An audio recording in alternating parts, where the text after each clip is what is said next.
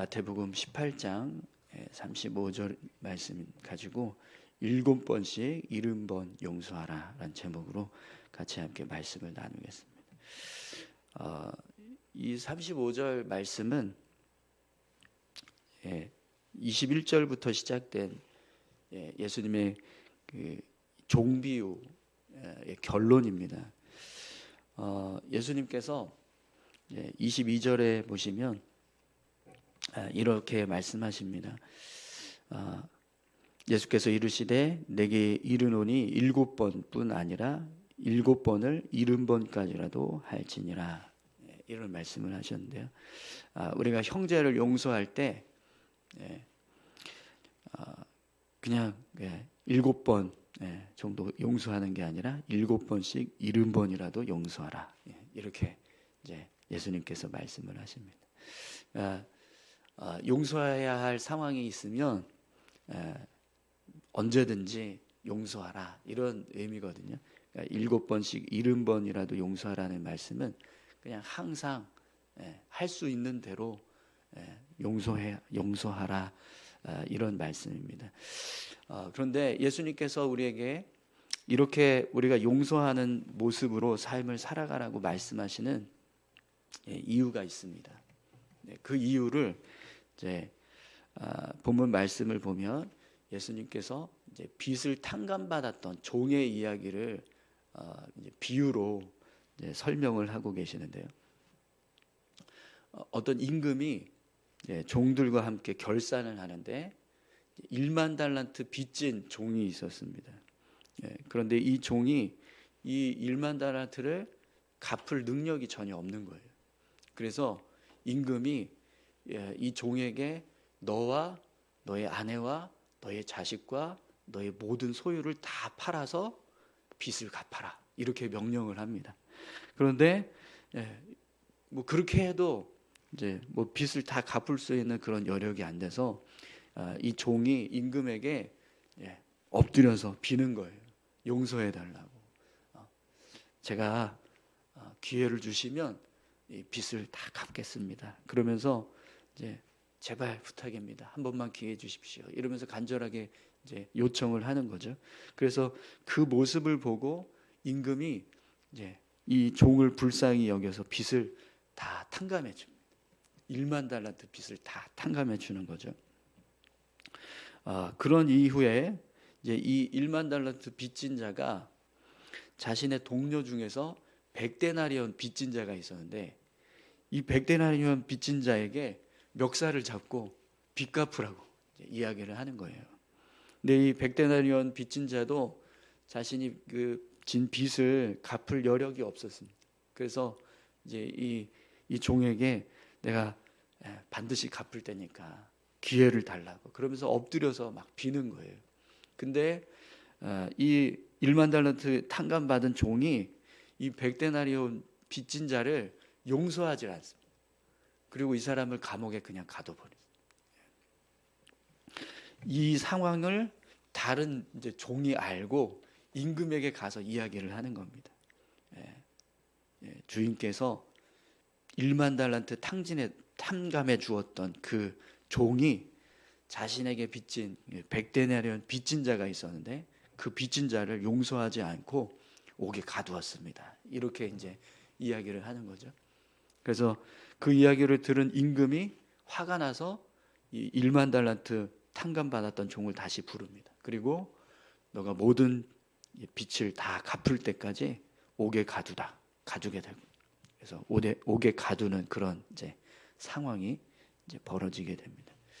그러니까 예수님께서 이 이야기를 하시면서 우리가 각각 마음으로부터 형제를 용서하지 아니하면 나의 하늘 아버지께서도 너희에게 이와 같이 하시리라, 이제 오늘 본문의 말씀을 이제 하시면서 우리가 용서하는 삶을 살아야 한다라는 것을 이제 말씀하고 계십니다. 여러분, 이 1만 달란트 빚진 자 그리고 100데나리온 빚진 자는요, 하나님 앞에서 우리의 모습, 그리고 우리가 사람들 앞에서 어떤 모습으로 서 있는가, 이걸 지금 비유적으로 말씀하신 겁니다. 하나님 앞에서 1만 달란트 빚진 자의 이 모습, 1만 달란트를 탕감받은 자, 이 모습은 우리가 하나님 앞에서 자녀 되었던 모습 있죠. 우리의 죄를 용서하시고 하나님의 자녀로 삼아 주셨던 모습, 그 모습을 표현하는 거예요. 그러면 왜 우리가 하나님 앞에서 1만 달란트 빚진 자인데 이걸 탕감받은 자가 될까요? 여러분, 하나님께서 우리를 자녀 삼아 주실 때 무엇을 값을 지불하시고 우리를 자녀 삼아 주셨습니까? 예수님의 피값입니다. 예수님의 생명값, 예수님의 생명을 대속하셔서 십자가에 달리시는 그 대속의 은혜로 우리가 하나님의 자녀가 되었습니다. 그러니까 우리가 하나님의 자녀가 되었을 때 그 이제 죄에 대한 값을 예수님의 생명값으로 지불하신 거예요. 그래서 예수님께서 우리를 대신해서 십자가에 달려주시고 죽으셨다가 부활하신 그 은혜, 그 은혜로 인해서 우리가 하나님의 자녀가 되었다라는 것을 비유적으로 설명할 때 이제 1만 달란트 탕감받은 자의 모습이 되는 거죠. 여러분, 예수님의 생명값이 어느 정도 값어치가 있을까요? 예수님의 생명값은요, 창조주의 생명값입니다. 그러니까 이 세상을 창조한 그 창조주의 생명값.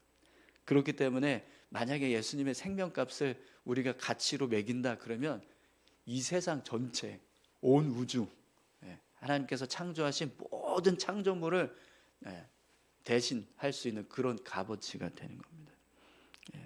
그러니까 정말 엄청난 그런 가치가 있는 거죠.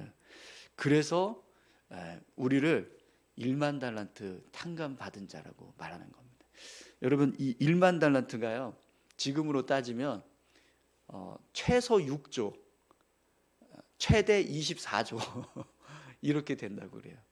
그러니까 뭐 몇 억 이게 아니라 조예요, 조 단위의 가치를 가지고 있는 엄청난 이 이제 재물인 거예요. 그런 엄청난 재물을 탕감받은 이 종의 모습이 오늘 저와 여러분들의 모습이라는 겁니다. 하나님 앞에서. 근데 그렇지 않습니까? 예수님의 생명값을 대신해서 우리가 하나님의 자녀로 삼아졌을 때 그 모습은요, 뭐 조단이 이건 뭐 저리 가라죠. 온 우주를 다 대신할 수 있을 만한 그런 생명값으로 우리가 하나님의 자녀로 삼아 주셨는데 우리가 당연히 1만 달란트 빚진 자, 1만 달란트를 탕감받은 자의 모습과 같을 수밖에 없는 겁니다.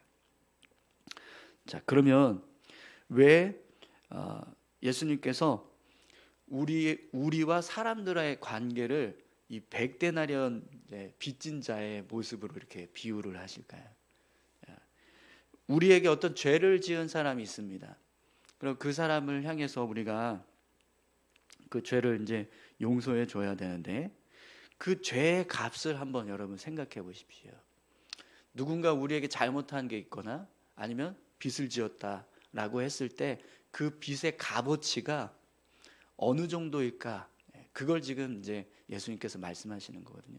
근데 그 모습을 예수님은 100데나리온이라고 이렇게 말씀하시는 거예요. 이 100데나리온이요, 지금으로 따지면 한 550만 원 정도 됩니다. 그 정도 값어치에 있는 이제 빚인 거예요. 그러면 왜 예수님께서 사람들이 우리에게 어떤 죄를 지었을 때, 어떤 잘못을 했을 때, 빚을 지었을 때 그 빚의 값을 100데나리온이라고 비유하셨는가? 여러분, 우리가 탕감받은 이 죄의 값, 그 죄의 값은 예수님의 생명값이잖아요. 그 예수님의 생명값과 누군가 우리에게 잘못한 어떤 죄의 값을 한번 비교해 보십시오. 이게 아무리 커도요, 예수님의 생명값으로 비교해 보면 이건 정말 세 발의 피도 안 되는 겁니다. 어떤 빚, 어떤 죄, 그걸 다 가지고 가서 얼마나 큰 죄를 지었는데, 얼마나 큰 빚을 지었는데 아무리 그렇게 이야기해도 사람들이 우리에게 어떤 잘못을 했거나 죄를 지었거나 빚을 지었다라고 했을 때 그 빚의 모습은요, 예수님의 생명값하고 비교를 하면 그냥 1만 달란트와 100데나리온의 모습과 같은 거라는 거죠. 그러니까 우리가 받은 은혜는 정말 헤아릴 수 없는 한량 없는 은혜. 그런데 누군가 우리를 향해서 어떤 잘못을 저질렀을 때, 어떤 죄를 지었을 때, 어떤 빚을 지었을 때 그 모습은 우리가 하나님 앞에서 탕감받은 그 죄의 모습에 비하면 아무것도 아니라는 겁니다. 아무것도 아니라는 거죠. 그래서 예수님이 하나님 앞에서 우리의 모습은 만 달란트 빚진 자의 모습이 되는 거고, 또 우리가 누군가 어떤 빚진 자에 대해서 이야기할 때는 그저 100데나리온 빚진 자를 우리가 용서해 줘야 하는 그런 모습으로 보여진다는 거예요. 자, 그럼 여러분, 이렇게 엄청난 빚을 탕감받은 우리, 그리고 누군가 우리에게 이렇게 작은 어떤 빚을 지고 있는 사람에 대해서 우리가 그를 대할 때 어떤 모습으로 대하는 것이 합당할까요? 7번씩 70번이라도 용서하는 것이 천부당 만부당한 겁니다. 우리는 10,000달란트를 탕감받은 사람입니다. 그런데 그 10,000달란트를 탕감받은 사람이 그저 겨우 100데나리온 빚진 사람을 용서하지 못한다? 이건 정말 있을 수 없는 일이라는 거죠. 당연히 7번씩 70번이라도 용서하는 것이 옳은 겁니다. 여러분, 우리가 누군가에게 아무리 큰 빚을 지게 했다, 누군가 지금 우리에게 어떤 빚을 졌다, 우리에게 어떤 큰 잘못을 했다, 그럴지라도 우리가 하나님 앞에서 용서받은 은혜, 그 용서받은 은혜를 생각한다면 그 모든 어떤 잘못된 모습이나 빚에 대해서 용서할 수 있는 모습이 우리에게 필요한 줄 믿습니다. 여러분, 오늘 저와 여러분들이 누군가 형제를 용서해야 될 상황이 벌어진다면 7번씩 70번이라도 용서하실 수 있기를 축원합니다. 그 이유는요, 우리는 10,000달란트 빚진 자이기 때문인 거예요. 우리는 10,000달란트 빚진 자이기 때문에 이거보다 더 큰 빚을 누군가 우리에게 졌다면 모르겠지만 그렇지 않는 한 어떤 빚이라도 우리는 얼마든지 용서해야 할 그런 위치에 있는 사람들이라는 겁니다. 우리가 받은 은혜가 그만큼 크다라는 거죠. 하나님으로부터 받은 은혜가 너무나 크기 때문에 그 받은 은혜만 생각해도 아무리 우리에게 잘못한 사람이 있다 할지라도 우리는 충분히 용서할 수 있는 삶을 살 수 있어야 한다라는 겁니다.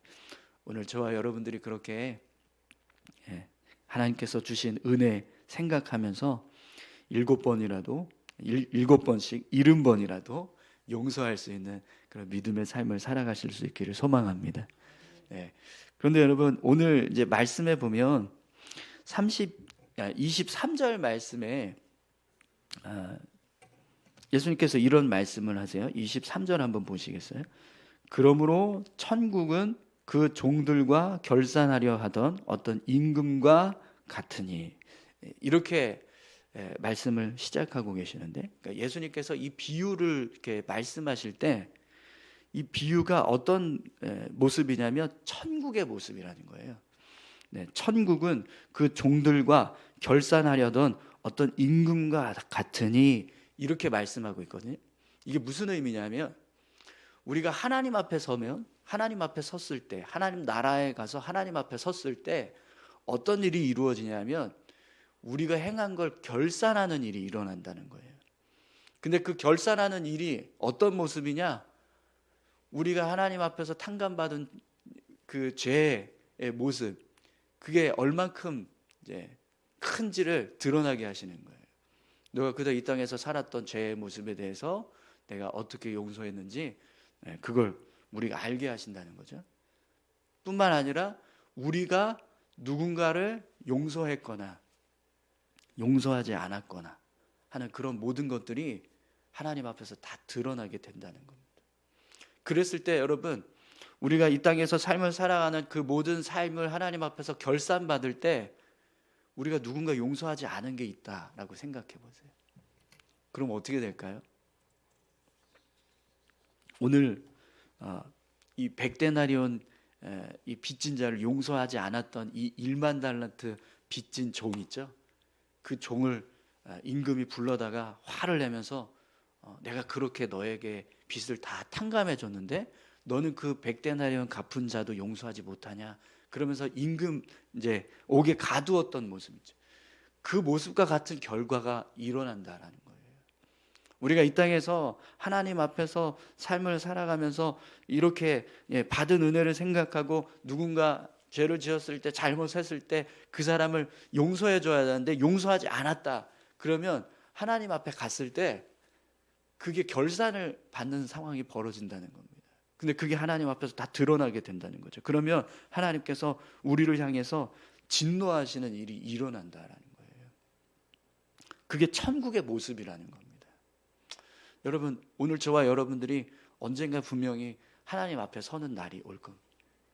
그때 여러분, 하나님이 우리를 결산하실 거거든요. 근데 그 결산에 그래도 열심히 용서하면서 살았구나, 7번씩 70번이라도 용서하면서 살았구나라고 하는 그런 결과가 나와야 되는데 너 왜 용서하지 않았어? 이러면 안 되잖아요. 그죠? 그렇기 때문에 오늘 저와 여러분들이 이 땅에서 살아가는 동안 누군가 정말 죄를 지은 사람이 있다면, 잘못한 사람이 있다면, 빚을 진 사람이 있다면 그 사람의 잘못을 용서할 수 있기를 소망합니다. 그래야 우리가 하나님 앞에 섰을 때요, 하나님 진노하시는 결산이 아니라 하나님 기뻐하시는 결산의 모습으로 우리를 맞아주실 줄 믿습니다. 그래서 여러분, 오늘 본문 말씀 보시면 마지막 우리가 읽었던 이 35절에 예수님께서 이렇게 말씀하고 계세요.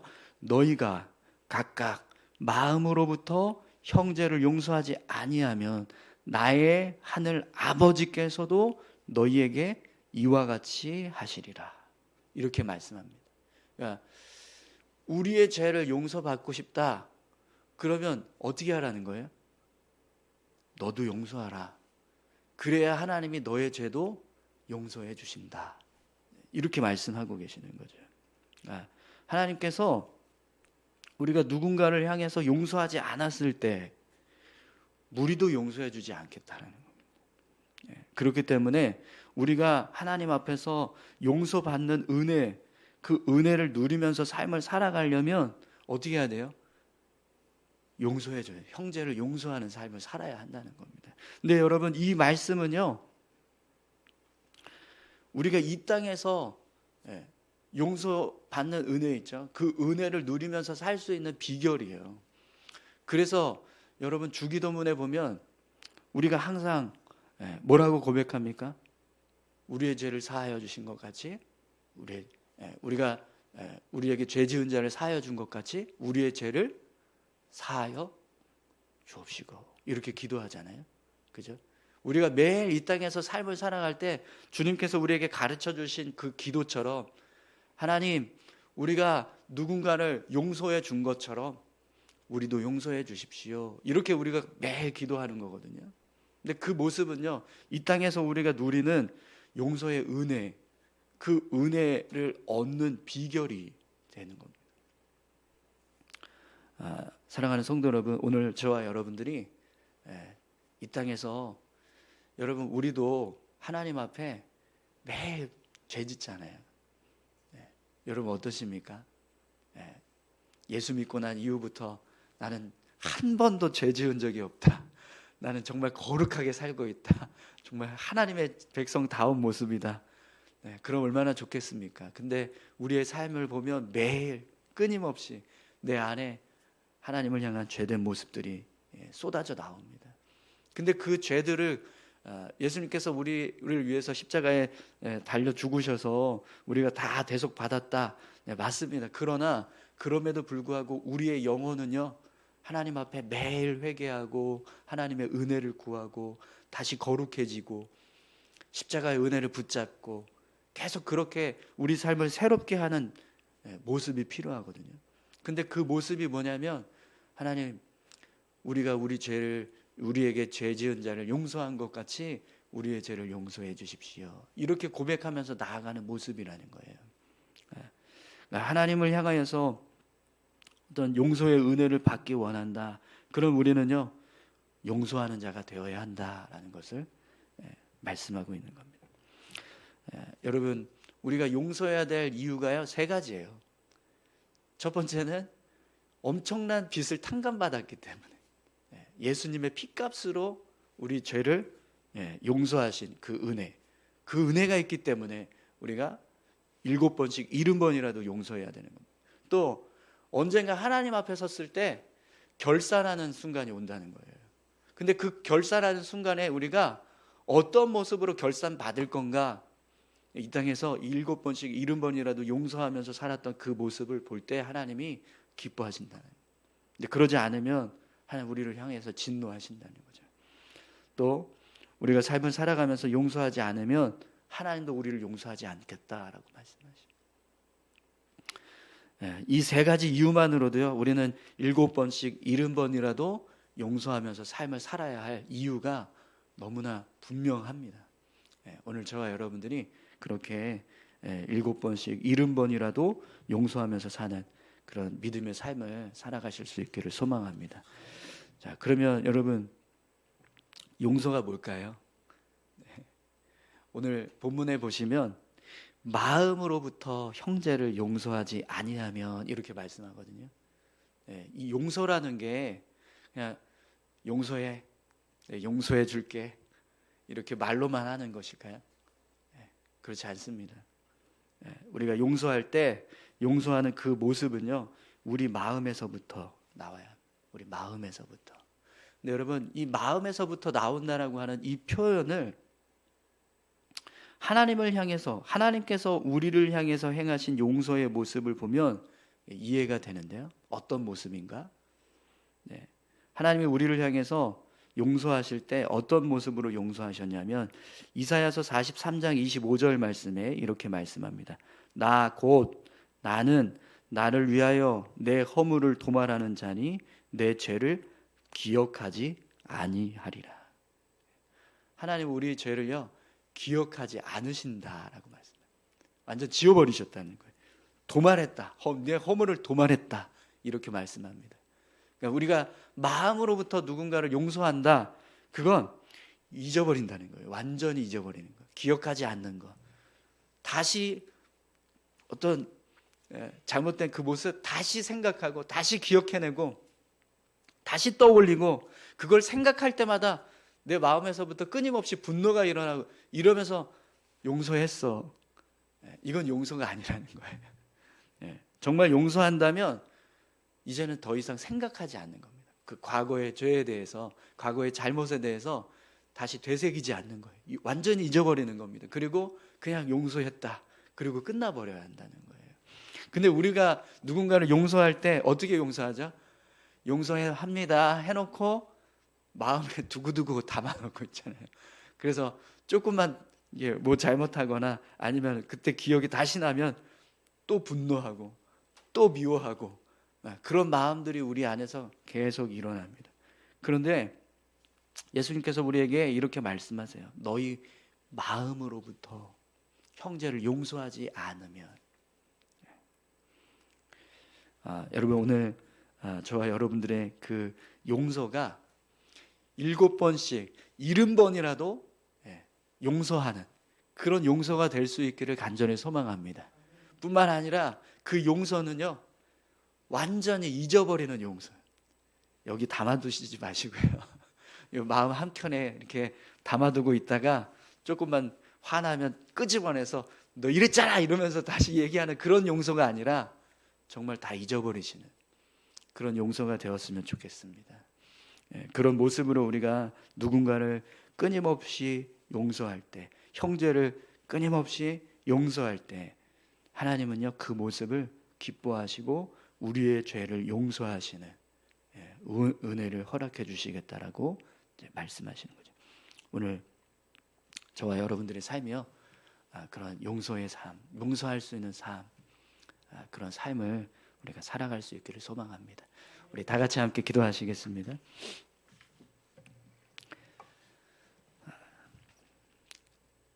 용서한다는 게 참 어려운 일입니다. 쉽지 않은 일인데 오늘 말씀을 통해서 우리가 그럼에도 불구하고 우리가 용서해야 될 이유가 너무나 분명한 사람들이라는 것을 말씀을 통해서 깨닫습니다. 하나님, 정말 어떤 그런 잘못을 저지른 사람이 있다 할지라도, 어떤 불의한 모습이 있었다 할지라도, 마음 상하게 하고 화나게 하는 그런 모습이 있었다 할지라도 하나님께서 우리에게 베풀어 주신 은혜를 생각하면서, 우리가 하나님 앞에 서게 될 날을 생각하면서, 또 우리가 이 땅에서 하나님께 받을 은혜들을 생각하면서 우리가 7번씩 70번이라도 용서할 수 있는 그런 용서의 사람 되게 해주십시오.